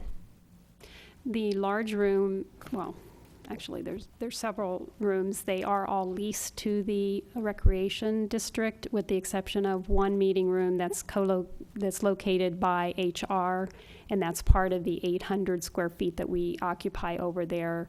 And one of the needs we would want to accommodate. We are often very limited on meeting space, both for small meetings and large meetings. The large hall in the ARC and another meeting room are available for us and the public. However, with the recreation district's operations, they are very rarely available in actuality. One last question. When you say the large meeting room, how large is that room? Bruce, do you know how large the large hall is? I'd be guessing, but I think it's about 3,500 to 4,000 square feet. Thank you. Okay, any further questions? Seeing none, I'm going to look to council for thoughts, observations, comments, direction, and maybe start with the subcommittee members first, unless Councilmember Brzezinski is dying to go. I'm happy to let you. I think it's a wise thing to let Councilmember Brzezinski go. Because I'm dying to hear what the subcommittee wants to say too. But just from a procedural point, and that's all I'm going to address right now, is it the mayor's intent that we come to some closure tonight? What would be the appropriate target for our discussion? I didn't have such lofty goals to think that we'd come to closure this evening. That would be a pleasant surprise. I think to narrow this down a little further for additional study and input would be more realistic and probably where I would expect that we would head. I'm open to see where the council goes. That's why I was looking maybe to the subcommittee for some initial comments. All right. So with that in mind then, we do have another time scheduled, I believe, for this on a future agenda. Is that not correct? We have a tentative agenda item on one of the June meetings. If as a result of the study session, the direction was such that staff could come back at that point with information for decision making, we would do that. However, depending on the direction and the level of exploration and analysis needed, at this point we don't know until we hear what the direction is. All right. We do have a tentative, however. That gives us a parameter within which to operate. Thank you. Mr. Manager. Yes. To go back to the opening comment, I think what staff is particularly looking for is direction from council on where to proceed in terms of further development of the conceptual proposals you've received, focusing, I believe, primarily on the environmental potential issues that we've identified, as well as financial issues, capital costs, operating costs, and return in revenue, and focusing on those two areas. I think trying to do that on all 7 proposals would be burdensome and probably wouldn't make an end of June timeline. But if we were to be narrowed down, we could pursue that and report in June or August on a smaller subset of proposals, working on the concepts you've received so far to try to further define them and answer those 2 key questions. Okay. I'll pick on you, Vice Mayor. Go right ahead. I could tell you were going to do that. Well, first of all, I think I'm going to disappoint staff on this narrowing down because everybody who applied, or every organization, is very worthwhile. So that's one issue that keeps things from being narrowed down much. So I'll start at a very, all my notes here, at a very what I call high level. When this goes back to staff, because I have no doubt that it's going to go back for more analysis, I would ask staff to give more analysis for each application for parking, for monies available to fund whatever staff thinks really needs to be funded, and as I understand it right now, it's the HVAC and the restroom. And I heard different things from different organizations as to their ability to or willingness to accommodate those expenditures. So I would go back to staff for a further analysis of parking, further analysis of funding, and also related to parking, a further analysis of environmental impact reports, whether or not additional environmental studies need to be done. So that I would see happening no matter what, and even though the mayor picked on me first because I was on the subcommittee, you're getting no subcommittee input now, you're just getting councilperson input.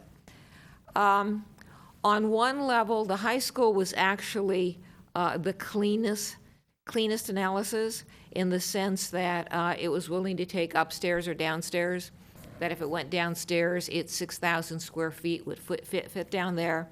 And it had the funding to pay for all improvements and even rent. So in that way, it was the easiest for me.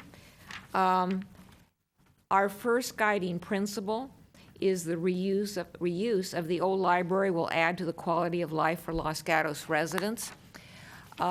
In that way, the high school came in for me at a lower level than the art museum and the Friends of the Library. Not because the high school offices aren't important, but with that kind of vision, it was not as high as the other. I am not prepared for any use, for any applicant to throw out the downstairs. Even though I may not have the artistic abilities of a Mr. Ag, I could see a lightening of the walls, a removal of walls, a methodology where the windows that are there are able to bring light into the interior, and thereby, when doing those changes, making that a much more inviting area. So that would be another thing that I would have explored, maybe not by staff, but by the applicants, is increasing the use of the 6,000 square feet plus that is downstairs. I've been down there recently. I was down there when it was a library. I certainly know what it's like down there, but I also think that it could be made a much more attractive, usable area. The museum's application, it certainly captures the vision of what I saw the library doing. It does. It's going to be the one that's going to have to need a little more exploration on parking and funding. And I see the museums upstairs. I see their conference room, or whatever you want to call it, their meeting rooms upstairs. I'm glad they're willing to use the downstairs also. And with regard to the Friends of the Library,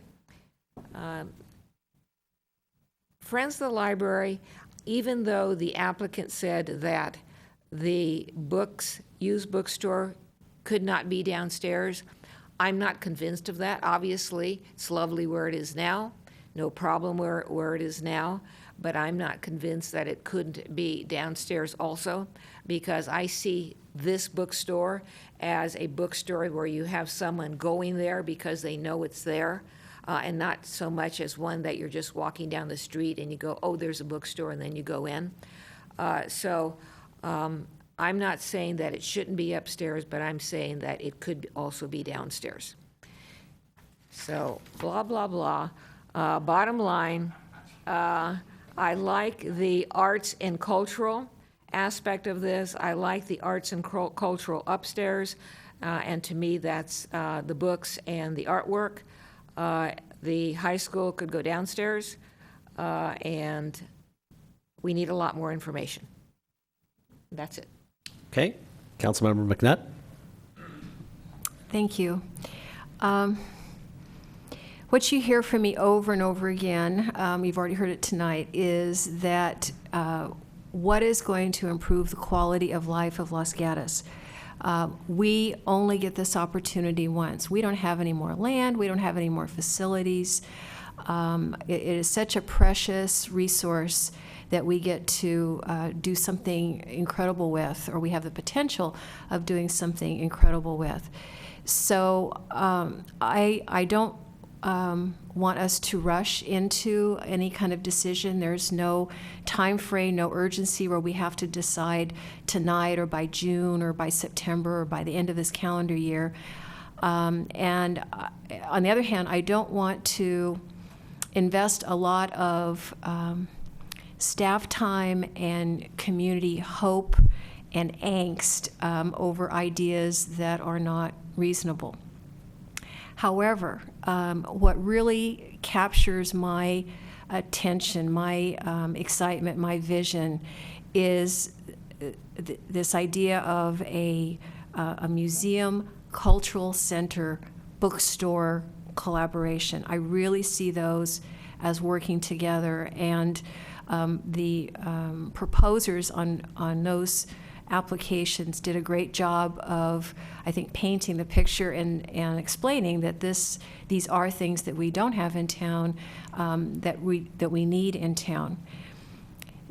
I'm not particularly interested in the parking and the EIR issue right now, because I think anything that was proposed here tonight does not fit the parking formula that was used in the EIR. I think that was flawed, because, I mean, one parking space for 500 square feet, I mean, no, that's just not going to happen. We do need community rooms, and I think both of these applications together would provide some additional meeting space, performing arts space, and so on. To have just a standalone community room upstairs or downstairs and have it scheduled, having it sit empty for a lot of time because we don't have the parking or there's not the demand for use that we think there might be. We have picked up some additional meeting space over the last couple of years. We do have a meeting area over at the police building.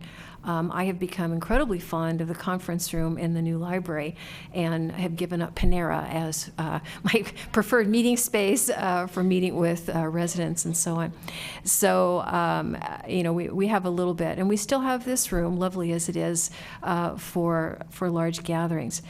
So the hardest thing is to identify where you want to go with a project, and then once you can figure that out, then if we could kind of think through strategies in an open way. It's easy for the bookstore to assume they should be in that children's area because it's already set up, it's nice and neat. It may not be the best area once that huge bathroom goes in there. So I would hope that maybe what we could do is to, if we come to some consensus that this is where we want to go, is that we could get those two proposers together and say, okay, take off the preconceived notions that you have about how this might work, and let's figure out, using a blank piece of paper, we've got this much space, how can this work in terms of space allocation, in terms of serving multiple populations. You know, I love the idea of having an area for seniors, for a senior drop-in, where they can pick up a book, they can look at some art, they are around people, they're not going to a senior center because that's not necessarily appealing to everybody. And, you know, but really, really try to work through, because once we can work that, you know, details like money and parking, staff's horrified hearing me say this, but, you know, those are things that we can work out through conditional use permit types of restrictions on busing in students or only having events at hours when staff civic center offices are closed and so on. I mean, you can always find a solution once you know what the goal is, once you know what the vision is. And I think we have a real exciting possibility here tonight by combining two very creative and influential and powerful groups that are represented here tonight. Okay. Councilmember Brzezinski. Thank you, Mr. Mayor.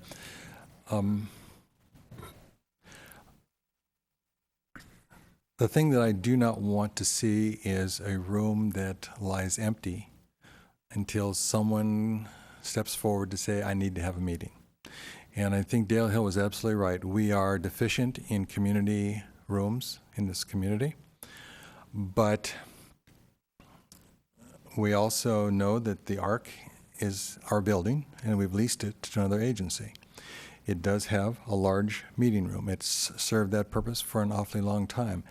If it's a question of scheduling, then we need to work more diligently with the Recreation Department to be able to use that room, maybe jump into what our needs would be, schedule early, and work cooperatively. Because indeed, it wasn't our intent when we contracted with the Rec Department to eliminate that facility for community use. So that would be my thought, to kind of expand our focus on how we find facilities for community gathering.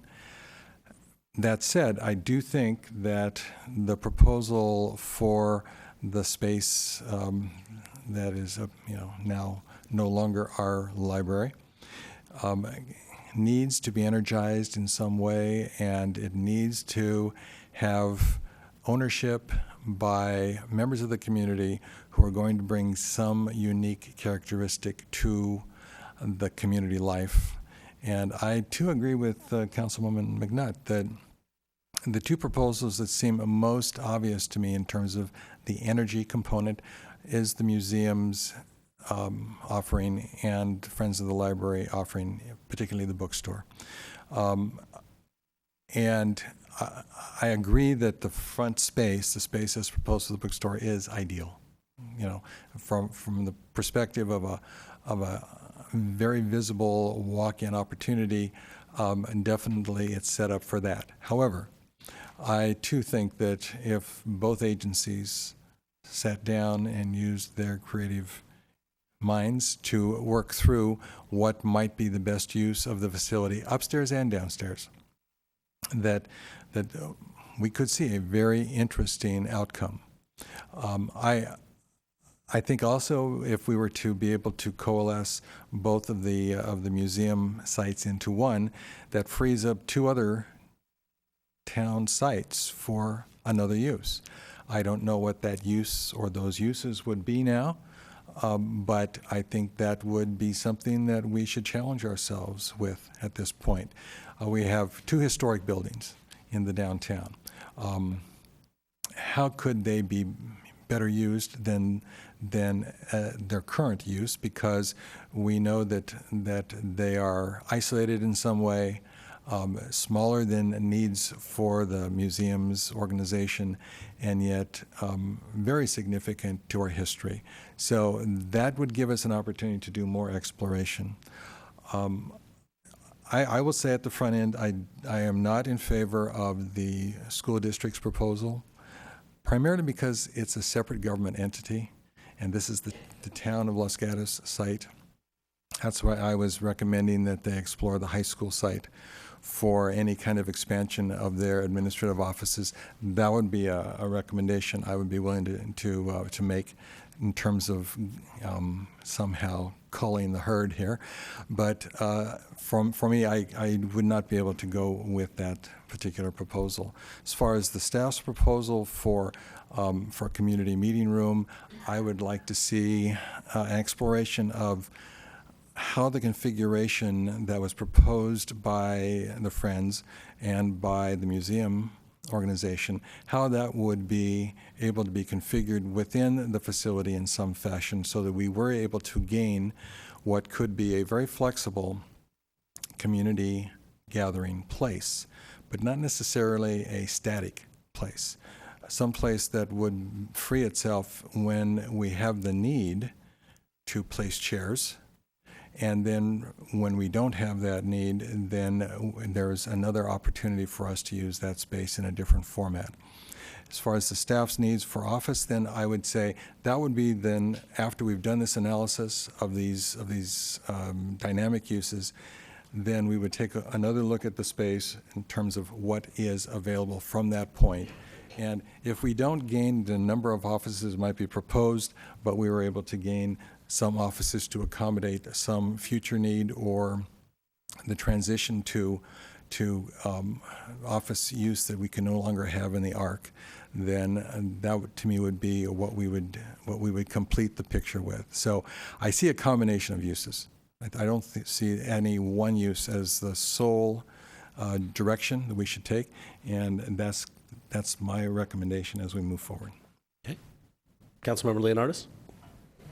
Thank you, Mr. Mayor. I don't want to repeat anything that's already been said, but I'm going to analyze what I felt about hearing all the proposals this evening, and try to sum it up in a few words at the end. Excuse me. So looking at the high school proposal, it looks like the most financially rewarding as far as their ability to pay us rent and their potential willingness to take the downstairs space. However, when it comes to the guiding principles, I think it is least satisfactory. Regarding the ease of transition, what is it now? What do we need? What can it be? How much is it going to cost? All those variables. I think moving staff into the lower level and the Friends of the Library into the upper level would be the easiest transition. And according to the proposals, the Friends of the Library had labor and manpower to do some minor improvements, and that seemed reasonable. As far as synergy and adding to the quality of life of Los Gatos, I think the Arts and Cultural Center is a complete winner proposal in that regard. Looking at the floor plan, well, let me back up a step here. The town proposed conference space, the museum's proposed conference space, and the Friends of the Library all proposed conference space. So we have overlap there. And I like how the museums are willing to manage that conference space. That takes some burden off of us, but also allows the town to use the space, the museums to use the space, and the Friends of the Library to use the space. And if, for instance, the high school was in the basement and somebody wanted to use conference space upstairs, there would be a strange synergy or lack of synergy there. So I don't know how that would work, because I'm sure that they need to keep their records locked up and things. And the only way to access that basement is through the top and go down. Looking at the upstairs floor plan, and there's the two entrances and there's the bathroom. I look at the 1,200 square feet with the separate entrance, and I think that would make a nice little bookstore. I look at the remainder of that space, and I think that would be a great entrance into the cultural center and the arts center. I appreciate Mr. Agg's comments about the 1,200 square feet being some prime real estate. I also appreciate Councilmember Przinski's comments that perhaps, when the art museum becomes available, maybe there'll be an opportunity there. So I guess where I'm going with all this is we're still at a stage of exploration. We have to go back and revisit some of these ideas that have been presented tonight.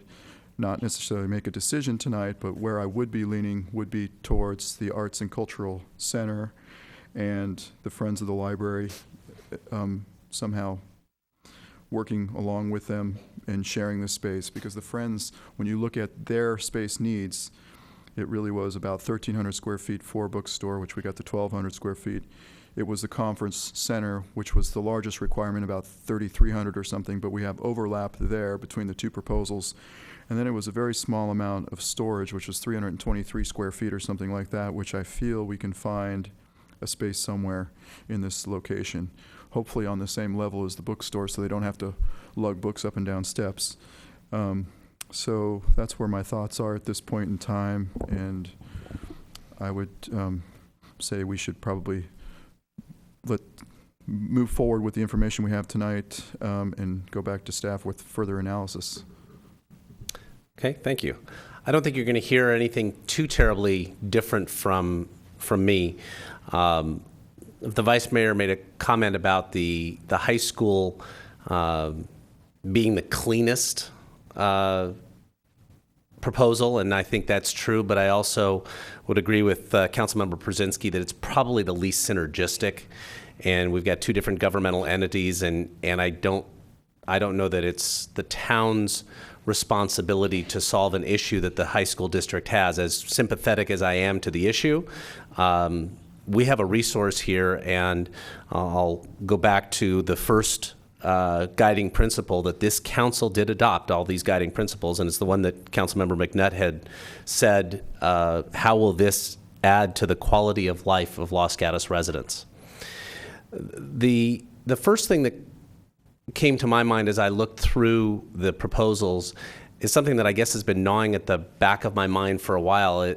This community, which so values its history and its cultural awareness, is woefully underrepresented in that asset.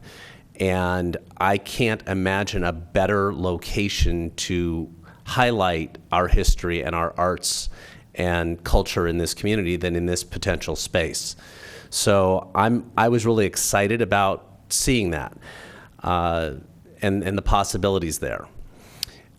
I loved hearing the idea or the comment about movable walls, because what that does as far as opening up the potential for the upstairs, which being realistic, that's the most valuable space we have, the ability to multi-purpose that upstairs, whether it's movable walls, furniture that's a little bit easier to move around and the like, we could get great mileage out of that.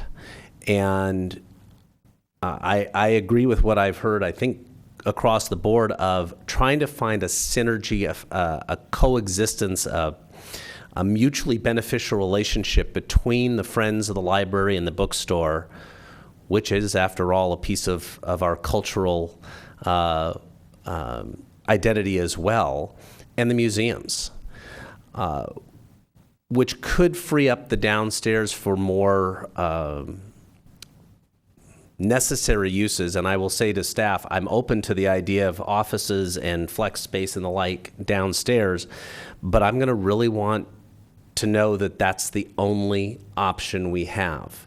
I know we need space. I know we have to move people over from the ARC, but I still want to make sure that we are being as efficient with our existing space as we can be. And if I'm convinced that that's the case and we still need that downstairs space, I'm open to it. But we've opened up space by moving a fair amount of our police department out to the police operations building, which freed up space. Because of the times in which we live, we have had to sometimes do more with less, and we've had positions that have been eliminated through attrition over time. If we can accommodate the existing staff and keep that space as flexible as possible, that to me is the best possible solution. But I'm open to what we need to do down there. I think that probably is it for me. I would love to see what comes back is a joint proposal from the Friends and the museums for how to just absolutely activate that old library for the benefit of our residents and citizens. And I think what we have heard tonight puts us on the right path. So I'm very excited. Vice Mayor. Thank you. I agree. And using Mr. Brzezinski's term of organic discussion, I think you've just heard an organic discussion. And what I end up hearing is that a call from this council across the board that the two organizations that are sitting in front of us, a lot of folks here from the Friends and also from the museums, that you will get together and see what you can do to create this arts and cultural center. And then for this person, after that's done, then the other applicants can be considered. So looking to staff, does this give you what you were looking for this evening? We do have to have a moment for public comment. Oh, I guess we do. Thank you. So, and then we'll conclude with staff follow-up. All right. So I'll open the public hearing. Anybody that wishes to speak to this item in the study session? I knew if I waited long enough, somebody would step up. Actually, I did have something to say, and after listening to the council, I thought better of it. Actually, what I heard was I thought very intelligent and well discussed. And you recognized what I think we've all recognized, and that is we have two very valuable nonprofits here looking for the space, and I think we're going to do great things for the town, and I appreciate hearing your discussion. Thank you. Thank you. If you could fill out a speaker card and just hand it with, in fact, the clerk can hand it to you. Anybody else? Okay, seeing none, I'll go ahead and close the public hearing and look to staff. Great. I think the next step will be staff will debrief this meeting with the ad hoc subcommittee and come up with a game plan forward that will inform the council. That will likely include convening the two primary applicants that have been discussed by every council member, the Friends of the Library and the Museum and Cultural Center, to look at how they can come forward with a joint use proposal or shared use of all of the space that recognizes they both have needs for storage, they both have needs for community room and shared public space, but they also have separate needs for their own business operations, the service they deliver, and how can they maximize those. I suspect staff will facilitate those and facilitate those discussions with them, and we will bring into the discussion how do we make sure we're meeting the storage needs of the Friends and potentially office needs of the town organization, as well as the meeting room needs of the town organization through that process. Great. Any final comments? I'll thank all the applicants for their thoughtfulness and their details and their willingness to help make Los Gatos an even better place to live. So thank you very much, and we are adjourned.